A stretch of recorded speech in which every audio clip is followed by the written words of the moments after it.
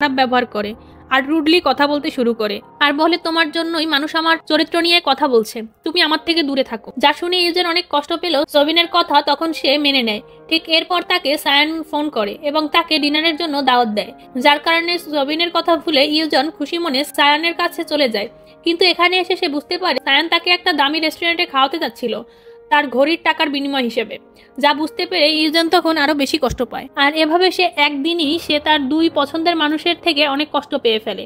এদিকে সায়ান ইউজেনের তখন কষ্ট পেতে দেখে তার কাছে তখন ক্ষমা চায়, যেটা দেখে সেও তাকে ক্ষমা করে দেয়, কিন্তু তার থেকে দূরে থাকতে বলে।